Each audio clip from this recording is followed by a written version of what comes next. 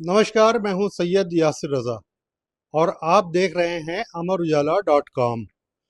आज हम बात करेंगे पश्चिमी उत्तर प्रदेश में अलग अलग पार्टियों में चल रही अंदरूनी जंग की।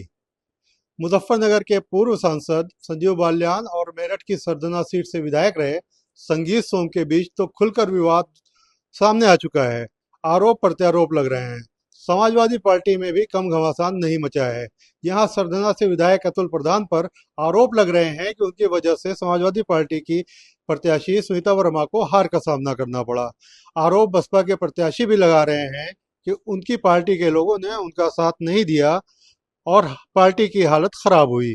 तीनों पार्टियों में मचे घमासान के बारे में हम आपको बताएंगे, लेकिन सबसे पहले बात करते हैं भारतीय जनता पार्टी की। इस पार्टी को सबसे अनुशासित पार्टी के तौर पे माना जाता है।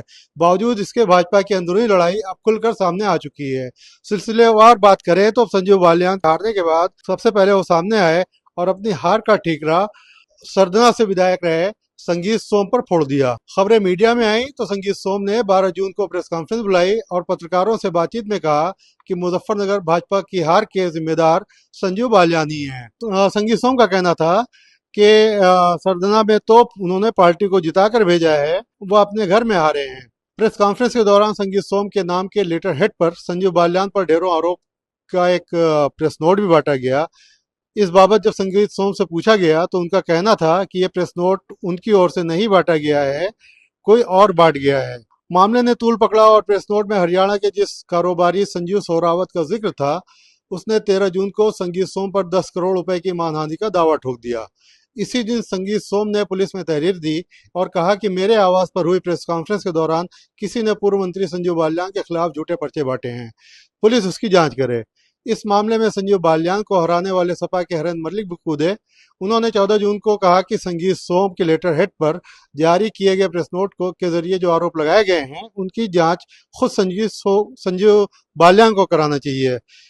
22 जून को संजीव बालियान ने देश के गृह मंत्री अमित शाह को एक पत्र लिखा और संगीत सोम के लेटर हेड पर बांटे गए प्रेस नोट के जरिए खुद पर लगे आरोपों की जांच सीबीआई से कराने की मांग की। इस मामले में खास बात यह है कि दोनों की अदावत चुनाव के दौरान भी देखने को मिली थी और मुख्यमंत्री योगी आदित्यनाथ ने बीच बचाव किया था, लेकिन मामला सुलझ नहीं पाया था। अब देखना यह है कि संजीव और संगीत की लड़ाई के किस मोड़ पर जाकर थमती है या खत्म होती है। खास बात यह भी है कि इस मामले में अब तक न तो किसी सीनियर लीडर ने हस्तक्षेप किया है और न ही किसी बड़े नेता ने अब तक कोई बयान दिया है। फिलहाल सभी इस लड़ाई के तमाशबीन बने हुए हैं।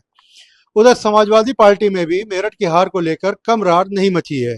समाजवादी पार्टी में इस रार की शुरुआत उसी दिन हो गई थी जिस दिन सरदना के विधायक अतुल प्रधान का टिकट काटकर योगेश वर्मा की पत्नी सुनीता वर्मा को दिया गया था। इस मामले में अपनी नाराजगी का इजहार अतुल प्रधान ने उसी दिन कर दिया था, लेकिन शीर्ष नेतृत्व के दबाव में वो बगावत नहीं कर सके थे। लेकिन जब पार्टी की हार हुई तो सपा उम्मीदवार के पति ने सीधे तौर पर आरोप लगाया कि अतुल प्रधान ने मदद नहीं की। अब चर्चा यह है कि अतुल प्रधान अपनी पत्नी सीमा प्रधान के लिए बिजनौर की खाली हुई सीट मीरापुर से विधानसभा चुनाव के लिए टिकट मांग रहे हैं, लेकिन यहां से गुर्जर मुखिया अपनी दावेदारी पेश कर रहे हैं। गुर्जर मुखिया संभल की हसनपुर विधानसभा सीट से 2022 का चुनाव मामूली अंतर से हार गए थे। बहुजन समाज पार्टी की बात करें तो उसका सबसे बुरा हाल इस चुनाव में हुआ। 2019 के लोकसभा चुनाव में 5,81,000 वोट हासिल करने वाली पार्टी इस बार 87,000 तक भी नहीं पहुंच सकी। चुनाव के फौरन बाद ही बसपा के प्रत्याशी देवव्रत त्यागी ने आरोप लगाया था कि पार्टी में उनके लोगों ने मदद नहीं की। यहां तक कि जो बसपा के कद्दावर नेता हैं याकूब कुरैशी और मुनकाद अली, ये भी अपना बूथ बसपा को नहीं जितवा सके थे। कुल मिलाकर इस लड़ाई को संबंधित राजनीतिक दल ने समय रहते शांत नहीं किया तो आने वाले 2027 के विधानसभा चुनाव में कम से कम मेरठ और उसके आसपास की सीटों पर प्रभाव जरूर पड़ेगा, जिसका खामियाजा किसी न किसी राजनीतिक दल को उठाना पड़ेगा।